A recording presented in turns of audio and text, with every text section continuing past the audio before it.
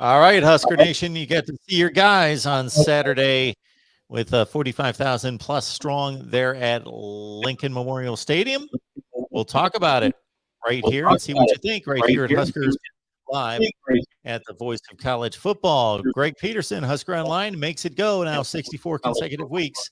Hey, Greg, how you doing? I'm doing good, Mark. Kind of cutting in and out here. I'm not sure if that's Yes, going across the whole thing or I not. think it is. Um,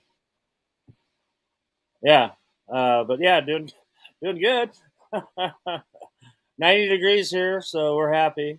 Wow, Finally, my kind of weather. I like that. 90. But yeah, spring ball is over. Um, Good and bad comes out of that, I guess, and yeah, at least we got to see a little bit of what some of the guys look like in uniform. That's about my takeaway from Saturday. My goodness, you're not lying. 90 degrees. Yeah, with a wind coming like crazy, so Huh, it's blowing pretty good, but it's nice and warm. I like it. 90 in April. Wow. Gets Okay. my blood flowing. It's good for the back. Yeah, absolutely. Well, I guess we'll take it from the top. Casey Thompson didn't play too much, only threw 4 passes, but he was, of course, the guy everyone wanted to see. And I'll let you talk first, but I'll let you know the one thing that was impressive to me once I'll let you take your shot. Well, I mean, I think you pretty much take more out of what he said after the game in the post game press conference. Is what you saw in the field, because obviously Nebraska didn't show you anything, and Coach Frost even mentioned that in the post game press conferences. They just, they didn't do anything. They didn't show you anything that they're going to do. So Casey got in there and got his reps there for a couple of series and then got out of there. So I took more from seeing his reactions on the sideline during the rest of the game as being a really positive, a guy that's already taking that leadership role, and I think the whole team looks up to him and respects him. And yeah, he threw 4 passes. He went 3 for 4. Yeah. One of those catches was a pretty sweet laying out grab by Trey Palmer. But he did what he needed to and got out of there. And um, Chuba Purdy's the guy that kind of shined after that, and Logan Smothers got a lot of action as well. But I mean, Casey didn't. He didn't do anything. I mean, seriously, he didn't throw the ball downfield. Um, but yeah, I think he just got his feet wet, and that's the first time he's even been on that field and performed, because they haven't had a chance to practice there all spring since he's been here. So I think he just soaked it all in, and he's a guy that it's not like he's not used to the bright lights shining on him coming from Texas. So I think it was kind of cool, and he really enjoyed himself, and he probably had more fun than anybody, I think, on the day. Yeah. So, was there anything in particular that he talked about after the game that stood out to you? Well, I think I kind of just hit on it. He really liked the atmosphere, and um, you know, he'd mentioned he comes from a place that really like that 100,000 people there watching, and Nebraska had half of that. I think it was just under what was it, 51,000 or 54,000, something like that. Um, but it was still a strong showing, and I think he's kind of he's holding some things back right now. A lot of the guy, I don't think anybody's not really allowed to talk a lot about um, anything that we're going to see here come fall. We'll put it that way. They're just kind of running through the motions, and all they wanted to do was get out of spring healthy, and they did a pretty good job of that. Obviously, because a lot of frontline players didn't even take part in the game. I got to say that the first pass of the game, which was, I believe, the first play of the game, Casey Thompson threw an out route. It was a And great catch by Nate Borcher. Yeah. Uh-huh. well, the throw, I'm not going to say that Adrian Martinez can't make that throw, because he can make that throw. That's not my point. But Casey Thompson, it just had the look that he could throw that routinely, But he's a confident guy. where Adrian Martinez can make that throw, but he can also miss on that fire on that throw quite a bit. Like there was pretty tight coverage, and there was actually double coverage, and the one defensive back tried to undercut the throw, and it was thrown so well to the outside that he missed it. Like it's a fairly tight window throw. Yeah. Hey, I mean, he throws the ball really well. I mean, that's if you're comparing him to Adrian Martinez, I think absolutely the accuracy is a lot better. He's got that natural kind of just a sense of where to get the ball to, and it's really nice to see. Really, it is. And I'm not knocking Adrian Martinez at all. I never would do that. Um, but I think he is definitely more polished of a thrower than Adrian Martinez for sure. For two old guys that we're talking about too, that have played a lot of football in their day. So no, I agree with you, and like I said, we really haven't even seen anything yet from Casey Thompson. Um, I think that's a planned thing that Mark Whipple and Scott Frost have planned. They're going to come out here in fall camp, and who knows, they might keep us out again, so nobody knows what they're going to be doing. It's hard to say right now, but I see a lot of strategic planning going on behind the scenes, and it's kind of like a military action in my mind if I'm looking at it that way. So, yeah, they're just going to give you a little bit here and there, just give you a taste, and keep you on the edge of your seats moving forward. Casey Thompson talked on the sideline with the Big Ten Network reporter, and it wasn't as though he said anything that revealing, but he certainly, you could tell he had his thoughts about at least what he was anticipating in the Big Ten versus the Big 12. He said that there's a different type of athlete, different body build in the Big Ten from what he can tell. He was asked about opponents. He just said, Northwestern's the team that we got to be focused on. So that's all that matters right now. He did admit to wanting and looking forward to going to the Big House to play Michigan on the road, because he's never been there. And the rest of it was just complimentary of Mark Whipple, what he's been teaching him, what he's learning from him, some of the play calls and the schemes and the matchups that he's able to create that are new to Casey Thompson, that he seems to be impressed with. And just otherwise, just building his rapport with his teammates, and them becoming, a stronger team with more team unity, and seemed to be very confident about that, and really enjoying his time in Lincoln. You hit it all on the head right there. He's a smart guy, and he follows orders. He knows, and he's not going to let anything slip. He's been trained well, not just here, but in the previous college experience, and I'm pretty sure growing up all through high school from his dad. So yeah, he's not going to let anything slip in the media, and everything's positive, obviously, and just trying to keep those expectations down just as much as he can. But that Husker Nation's always chomping at the bit But now this is what we have to talk about, for the next 4 months. So there you go. He's an impressive young man, I'll tell you that. And he's not a young man in the eyes of the world. Obviously, he's a full grown ass man, and um, but yeah, he's got a good head on his shoulders, and he listens, and he knows what's going on. And he knows how important football is at Nebraska.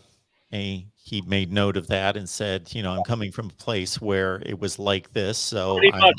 I'm already used to that. I already know that this is important and this is what people live for, and that I'm at one of those kind of schools. And bottom line, this is a job interview that he's doing. I mean, this is his future that he's banking on coming here and being the starting quarterback here at Nebraska. But I think the one thing that we haven't mentioned that obviously he only played 2 series, but that means we did get a good look at Chubba Purdy, and he performed very well. I thought he did a heck of a job. So Nebraska's got a pretty good looking group of quarterbacks, and Logan Smothers got a lot of playing time, and he had his ups and downs, but I think he performed pretty well too. And then Heinrich Haarberg got a lot of time too. So Nebraska's got a pretty loaded quarterback room now with a lot of competition going on right now, and it's kind of cool to see. I know it was noted during the game that Jack Yant has really worked on his body during the off season. He's a different looking player. Oh, big time. I mean, I know, we're not just kissing up to Moonbot because we know that Moonbot loves the Yankees. There he is. But I thought right away the first time when they were doing pregame warm-ups and went into the final, the team mode where they run, a handful of offensive plays, then do an extra point kick, and then they go into the locker room before they come out for the tunnel walk. And that first carry was to the Yantee, and my God, he looked fast. I mean, I was looking through my viewfinder of my camera, and I'm like, when I post this, people are going to think I sped it up because he was trucking. And and the worst thing about that scenario that went on Saturday for Jaquez Yant was that it was two-hand touch football, and you think a guy like him can shine in something like that? No. We wanted to see him, doing those moves inside that he was doing, but then breaking tackles and stuff. And I could see it on his face that he was so frustrated because he wanted to take every one of those to the house. And, in that kind of a fake environment that's not even, you want to say it's supposed to be a game, a scrimmage, like a full-on scrimmage, but that's not a full-on scrimmage when you're going two-hand touch. And you can see that on those guys' face. It is frustrating because they want to go all out, and really show you what they can do. But unfortunately, with injury situations and stuff, that's just the way it was on Saturday. But, I think Jaquez Yant's really made a big push. He has – the funny thing is that he cut out the Raising Cane's, the chicken fingers that he loved, and really started working on his nutrition and starting eating right.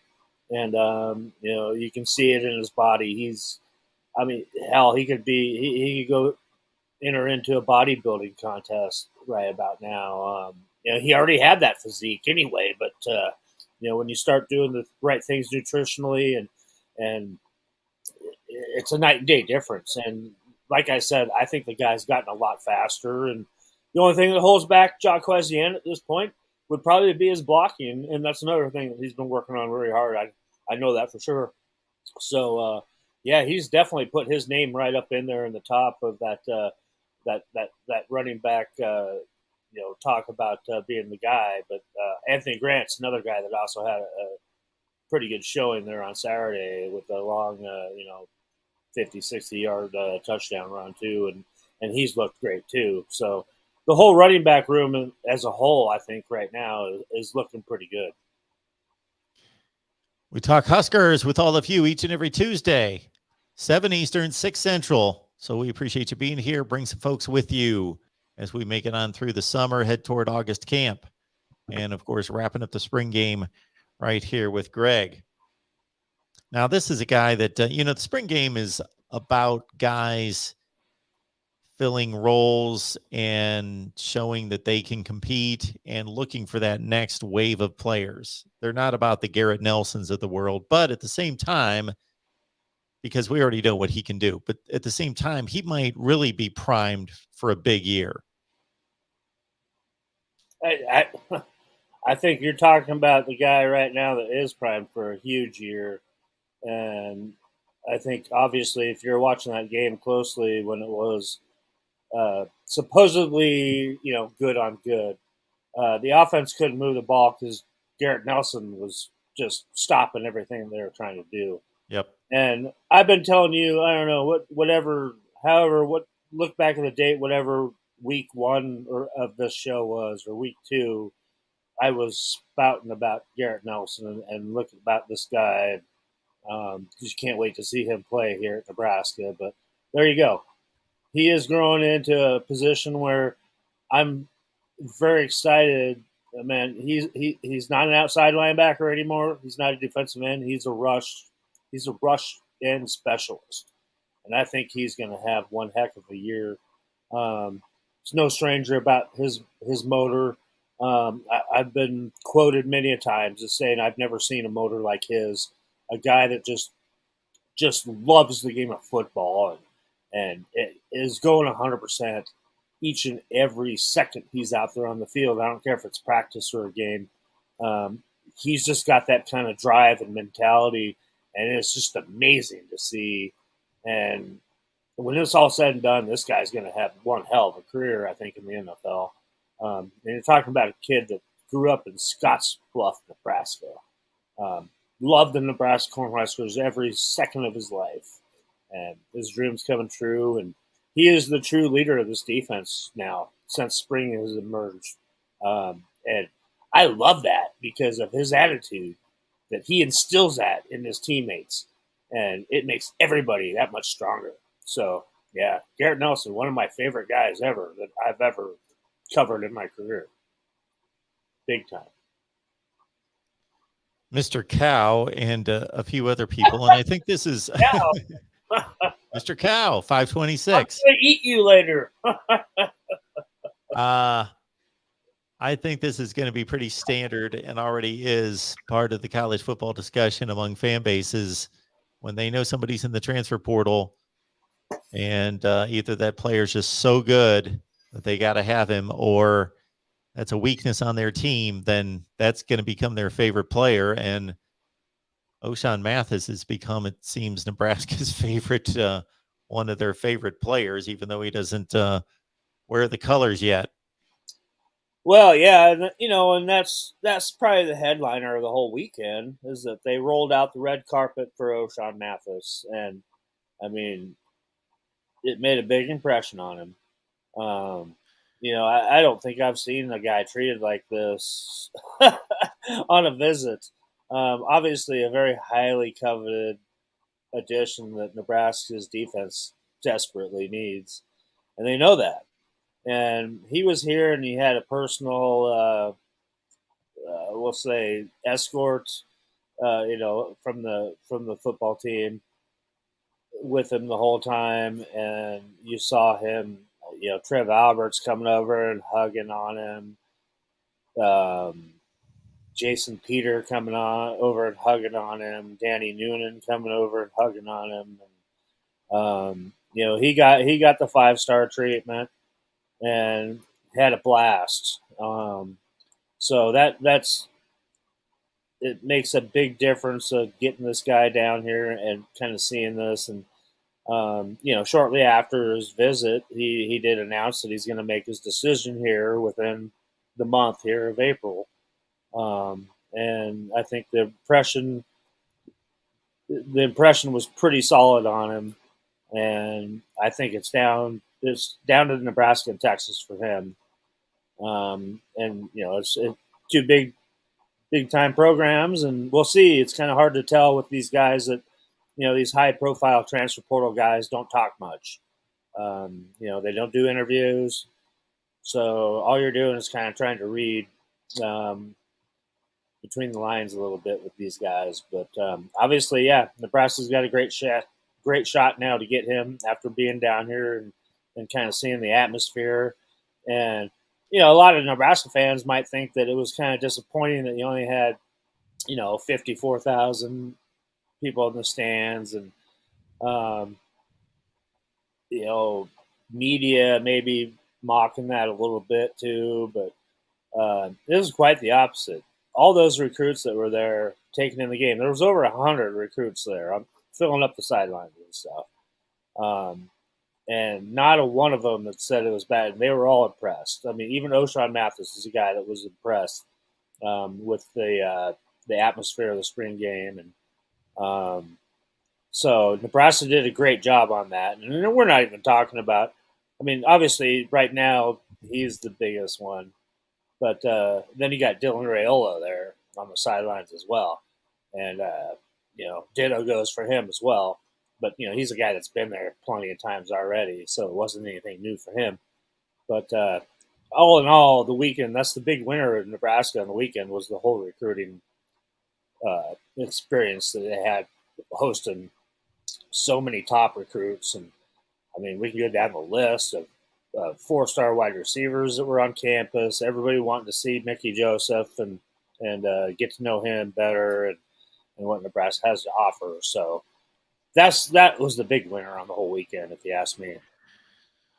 I was watching as much spring football this past weekend as I will this weekend, and we'll be here going full throttle, tracking as much as possible. But when you bring up 54,000, why was anyone making fun of that? I saw Clemson, I saw Florida State, I saw Michigan the week before. I saw name brand schools. Nobody had close to 54,000 in the stadium. It's just a down number for Nebraska. I mean, usually they got 60 or 70 and close to 80 sometimes for the spring game. So it's a sign of the times. Still you're talking about a team that hasn't been winning lately, and the economy's not doing very well right now.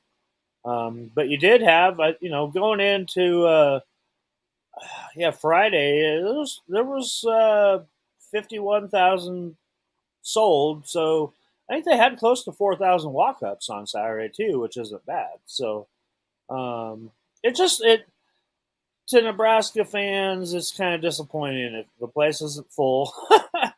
But you still couldn't tell that it wasn't really full, and they didn't even allow anybody to go up to the third tier on one of the sides of the stadium anyway. That was closed off. So it was actually, and it was a good atmosphere. People had fun. The weather was decent. It was mid 60s and a sunny day, so it was a good time. And I think people were just a little bit disappointed in that you didn't get to see an actual football game, and they didn't even tackle the ground until the second half when there was all kinds of people in the game that you've never heard of. But that's the way it is. They accomplished what they wanted to accomplish, and they got out of it. And all in all, I think the weekend, it turns out as an A+, because you can get all these recruits on campus, and they can see the construction going on the whole new facilities and stuff. And I mean, it's pretty amazing.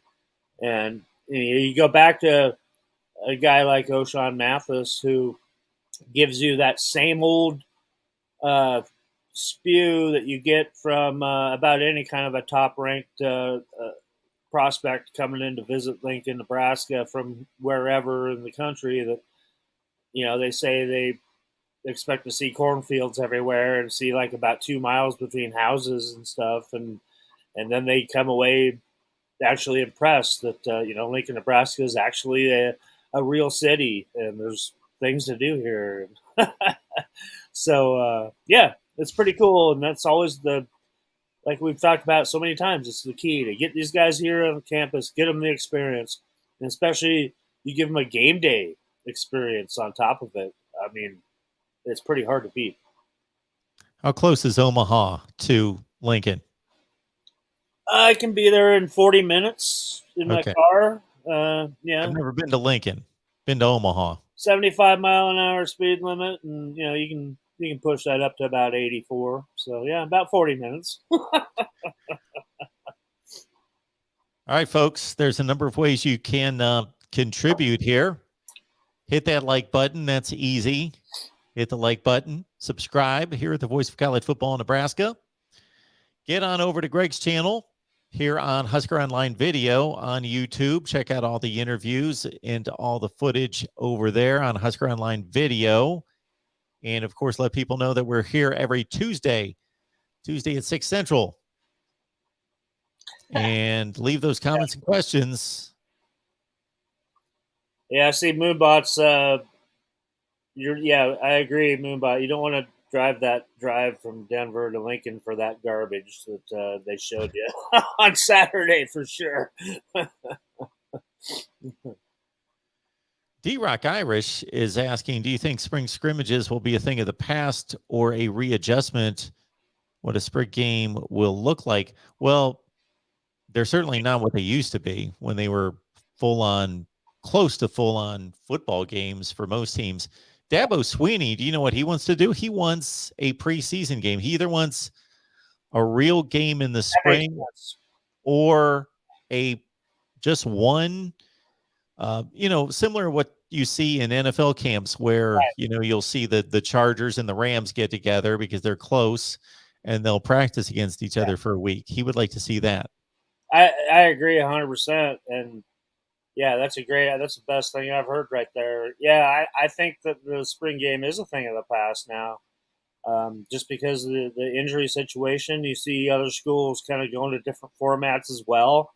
If it's, it seems to be like offense versus defense is kind of the thing right now, just to save injuries and all. But I love that idea Dabo Sweeney has. I mean, that's what you should do.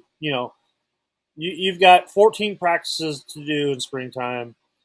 Get your team acclimated and things installed that you want to do. I think that makes perfect sense. You schedule one preseason game here, say like here in the month of April. Everybody's got a window here in April. Schedule somebody on. I don't care, what conference or what, but let's play one real football game and see what everybody else has. I think that's a great idea.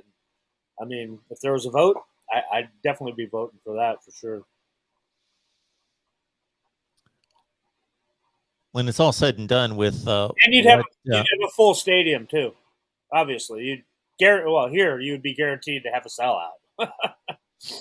Yeah, if you had Nebraska and I don't know who's close, Wyoming, Colorado, I don't know who you would match them up. A non-conference, you wouldn't have a conference game, of course, but just Kansas State, Iowa State. Yeah, you take your pick. You get close coming in. Missouri. Yep.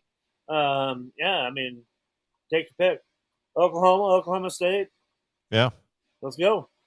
That'd be cool, man. And you know what? I mean, guarantee you that'd be a huge weekend. Downtown hotels would be filled up, and the whole Haymarket area would be going crazy, and you'd have fans from the other team coming in. And hey, you know what? That makes sense all the way around economically for the area and for the university, both universities involved. Maybe you make it like a home and home every year, just like you kind of do your regular schedule. That would be kind of cool. Make it mean something. That's a great idea if you ask me. When you put it all together, what we saw on Saturday, do you come away with the offensive line still being the biggest concern?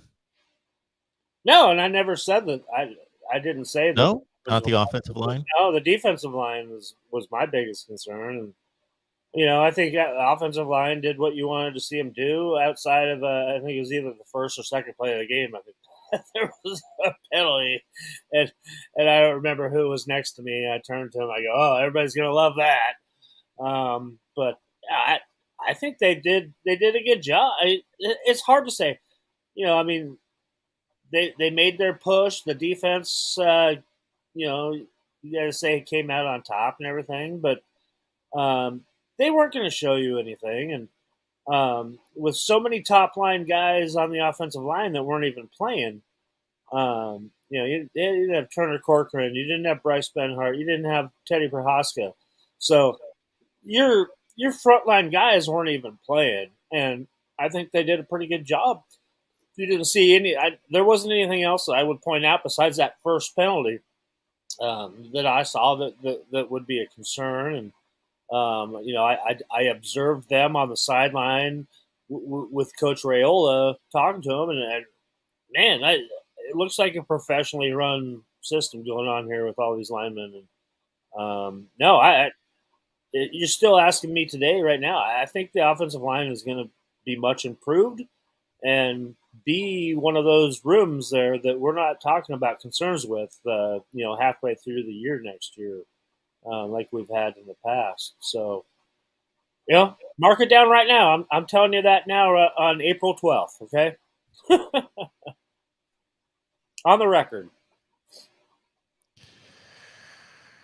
Tyler, I really liked just having the one defensive penalty, did not like the ones given to the offense. Never do. Again, we're talking about some weird scrimmage that, guys are trying to. You got a lot of guys in there that don't really get a lot of reps and trying to run things. So, you can't really take much away from what we saw here on Saturday across the board, except, besides energy and determination and just flat out athleticism on the field. Other than that, it's just hard to critique anything.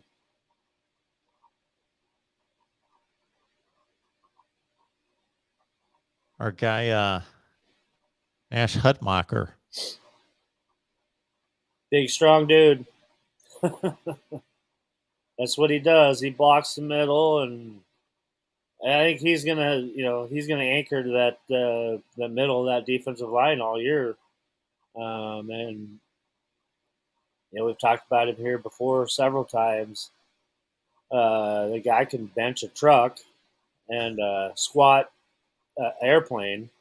So and he's a mean, nasty guy, and he's been here for a couple of years, and now it's his chance to shine. And I think he's going to have one heck of a year, and not like a guy that's going to make a bunch of sacks or anything, but he's going to plug up that middle and keep that run defense strong. So, all signs point to him as the man, and I like it. It's about time. So we've got 18 players in the 2022 class, 8 early enrollees, 10 will arrive in June. So I'm going to read off the 8 that have been on campus, made it through the 15 sessions, played in the spring game. You tell me if any of these made any impressions based on what you heard, saw. Jaden Gould, the cornerback, Jalil Martin, Anthony Grant. You talked about him at running back, already getting some reps. Ernest Hausman at linebacker. Mm-hmm. Victor Jones at wide receiver. Xavier Morton, safety. Richard Torres, the quarterback. Deshaun Singleton, safety. Yeah, I mean, right there with that list of guys, Anthony Grant obviously jumps off the chart on that list. He's the guy that's been most talked about in the spring at that running back room. And you saw what he can do on Saturday. So, he's had himself a good spot and put him up there in the spot where, we mentioned Jacquez Yant earlier as well. And obviously, Ramir Johnson as well is there and played. But, Gabe Urban still is a guy that hasn't practiced yet in the spring, who was the starter going into the season last year. So right now, with that running back room, if I said coming in to start, if they had to play their first game of the year next Saturday, I think Anthony Grant would be the starting running back right now. That's just from what I've seen and heard. So, but there's a long way to go, and a lot more talent coming into that room as well.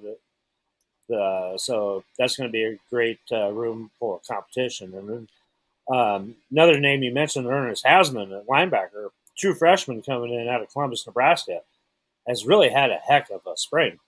And you saw he had a lot of plays on Saturday. I mean, his name was called left and right out there, and coaches are raving about Ernest Hausman, and I'm not surprised. Just to look at the kid. I mean, Columbus, Nebraska is about an hour, 15 minutes, hour and a half here from Lincoln, and a kid that obviously come in. It was adopted, brought in from somewhere in Africa, and kind of learned how, as a young man, learned how to play football here, and has really come a long way and has turned himself into a pretty good football player. Right now, as a true freshman, and not really having that kind of coaching and background and participating in camps like a lot of these kids do, and he's a real joy to see out there right now, and he's going to have himself a good career here now, just with his outing here. Round out that list, I said Javier Morton would be another guy that's had himself a pretty good spring too. But like we said, we haven't got to see much. So yeah, and I'll throw Richard Torres in there for saying that I was just surprised to see Richard Torres out there included in the group of quarterbacks that had a green jersey on, which most people should know that means no touchy. Hands off of the green jersey. But Heinrich Harburg did not have a green jersey on.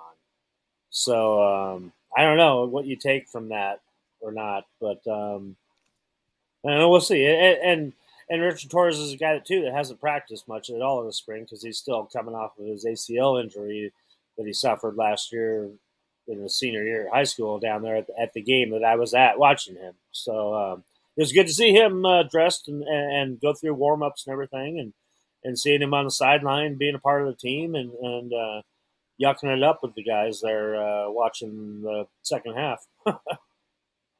Greg, you hit on Anthony Grant and the rest of the running back room. It brought to mind seeing Marquis Stepp hobble off to the sideline. He doesn't seem to be able to catch a break.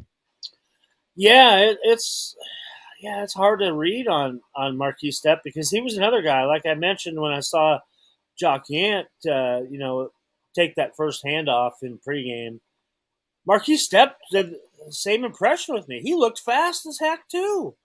So I was like, okay, this is going to be fun to see. And yeah, man, I don't know. It's sometimes guys just can't buy a break, like you said. The injury bug just gets to them, and it seems to be like something different every time. But boy, you got to feel for the guy, and luckily there's a lot of time to recover here before fall ball starts back up. But yeah, it's tough to see sometimes when guys just can't get on the field. I mean, another guy we've talked about plenty is Thomas Bononi, who can't manage to get on the field either. So those are the 8 early enrollees. Then we've got 10 coming onto campus. So I'll run these guys down, and based on obviously you scouting most of these guys. What's that? Oh, I should have pointed out Deshaun Singleton too. Is obviously a guy that's made a lot of progress and is highly talked about. Travis Fisher loves him, so he's another guy, one of those newcomers that, look out for him too. Sorry. So out of this next list of the guys that are still coming onto campus here in June, just any thoughts about who you've scouted, who you've seen, and your impressions of wide receiver Janarin Bonner, wide receiver Dakotas Crawford, got running back A.J. Allen ready to come to campus, along with edge rusher Jake Applegate, running back Emmett Johnson, tight end Chase Androff, tight end Brody Tagaloa, Malcolm Hartzog, the cornerback, Gage Stanker, linebacker, and guard center Justin Evans Jenkins. Just going off of that list right there, AJ Allen's a guy that jumps off the charts that you can't wait to see. And then also Emmett Johnson too. So we're talking about 2 running backs that you're going to add to this room that we were just already really happy talking about as it was. And then, another guy that you're going to add to that wide receiver room is Dakotas Crawford, a guy that was going to go to LSU until Mickey Joseph come to Nebraska. So, those are the guys right there that kind of just jump out that you want to see and see what they can do going up against the rest of this talent that's already in their rooms that have had a little bit of jump on them. Obviously, you got to come in here, let's say like a guy like Dakotas Crawford, you got to come in here and compete against an Omar Manning and a Trey Palmer and an Oliver Martin, guys that have played a lot of football.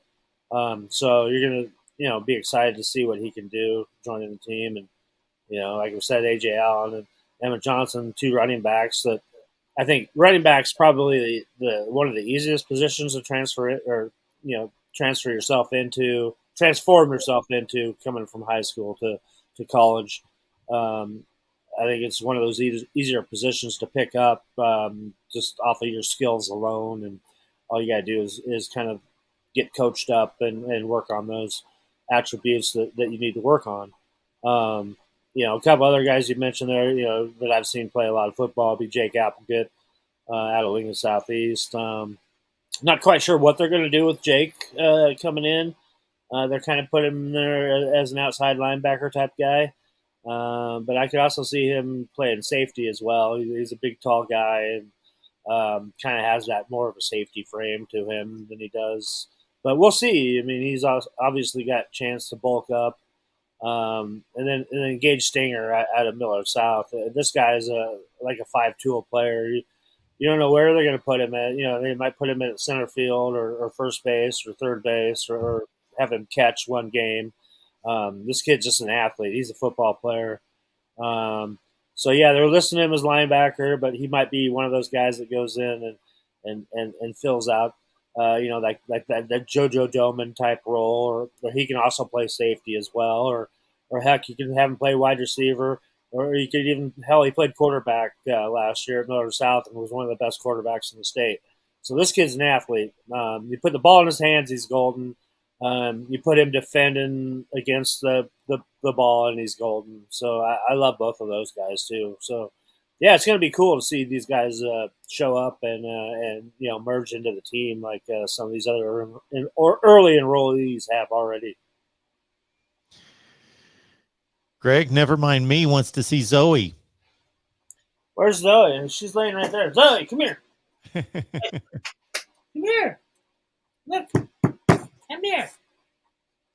How about Buddy? Buddy, come here. There. Right, there we go. We got Buddy. Hey, Zoe. And Buddy. Huh? Oh, yeah. Come here, Buddy. No? Buddy. Hey, buddy. There, and there's Blue, too. There you go. You got all 3 of them. Wow. How about that? They all love it when it's Huskers Live. They don't do anything other than hang out. That's great. Got to see all 3. Yep. How about that? That's television history there tonight. That's it. Now I'm gonna have to show that to my wife later when she comes home. That is huge. As long as you get that posted there, get the replay posted. And that means for everybody else out there. Yep. Blue is a blue dealer, Moonbot. Yes, he is. And Buddy is a Catahoula leopard dog. And we all know Zoe. She's always around. So, yeah. We got quite a clan here. A lot of diversity. All 3 of them are what's the dog whisperer lady calls them? All 3 are Einsteins. Uh-huh. And they're all 3 working dogs, so you got to keep them entertained. My son would love it. Yeah, we're a doghouse here, Mark. Obviously, as everybody My can son tell. would love it. I love dogs too. Always have, but I'm not taking care of one by myself, so I don't have one right now. Yeah.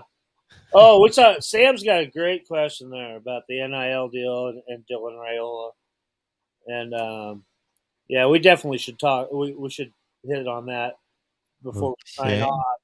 Which, Nebraska has obviously been out on the forefront of the NIL deals.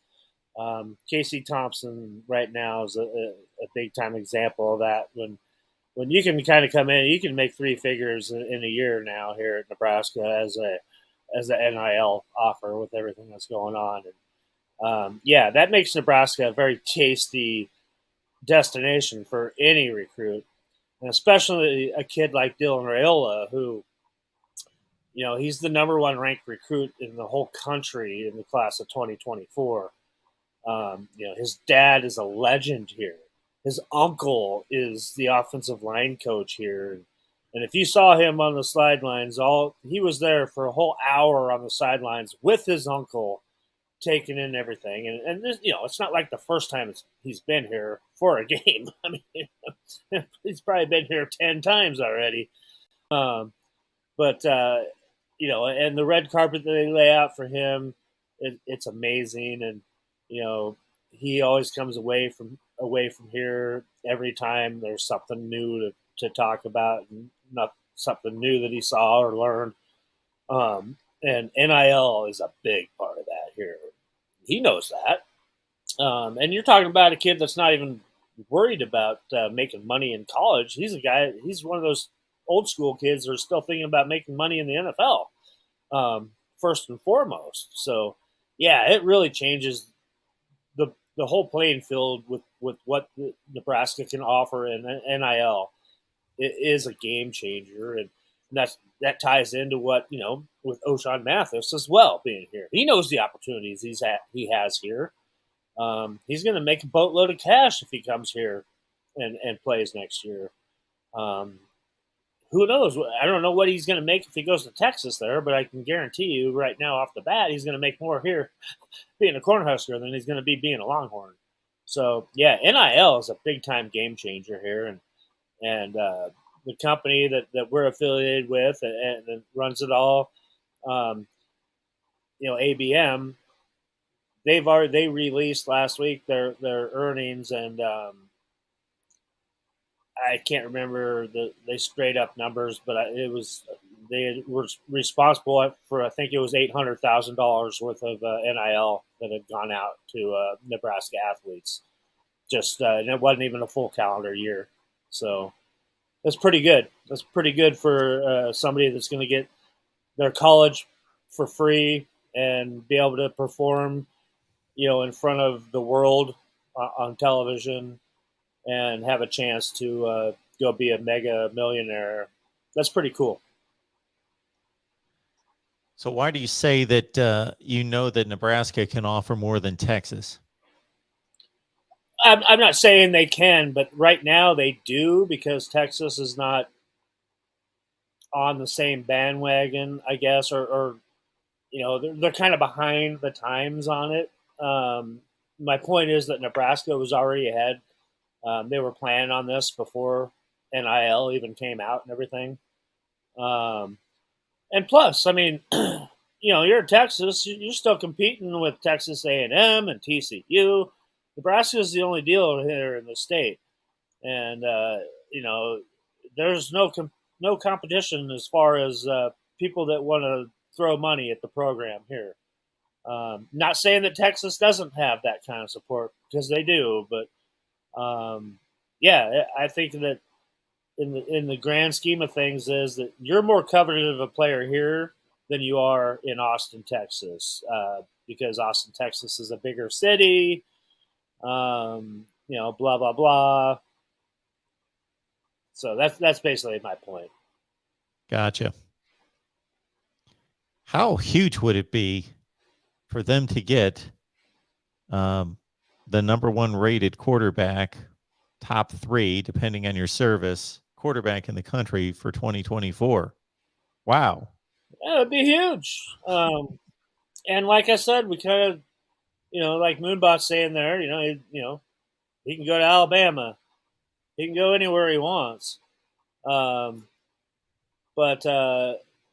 Nebraska here has 2 years to show on the field that things are moving forward. If they come away again winning a couple games, 3 or 4 games again, then I think it's off the table for Raiola. I mean, why wouldn't it be?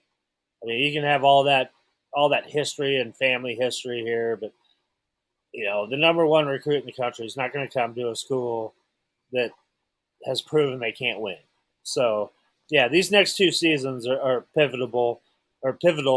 That Nebraska better put on a decent season this year and play in a bowl game, and then show that they've turned things around in 2023 to have any hopes of getting Dylan Raiola. So, yeah, I'm not looking at this with blinders on. I'm just telling you exactly the way it is. But if Nebraska can show they're a winning program, I think they're going to be hard to beat for Dylan Raiola. Speaking of NIL money, that's our NIL. Super Chat's on. So and we're talking about a kid. Yeah, but we're talking also about a kid that doesn't need the money either. I mean, Sure. So NIL doesn't really matter that much to him. So again, the Super Chat is we rarely mention, but it's always available for everyone. You can also hit us up at Venmo, PayPal, and Cash App. Venmo, PayPal, and Cash App. Search Mark Rogers TV, but the Super Chat is available as well. And Steven's saying that Casey's statement made big news in Texas. I didn't know that. Wow.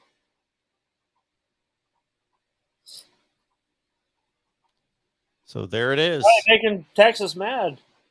Well, that might rile up some oil tycoons. Who knows? Exactly. Everything is bigger in Texas. We know that. All right. Think we've done our damage for the week. Have we? Folks, get on back next Tuesday and bring some folks with you. That's what we're looking for, is to expand the audience. So we appreciate you being here, but bring some folks with you as well. And if you've missed part of the show, it will be available in about 10 or 15 minutes as soon as that posts. So watch what you missed. Greg, appreciate you being here. As always, you make it go, and we'll see you next Tuesday. Sounds good. Everybody take care.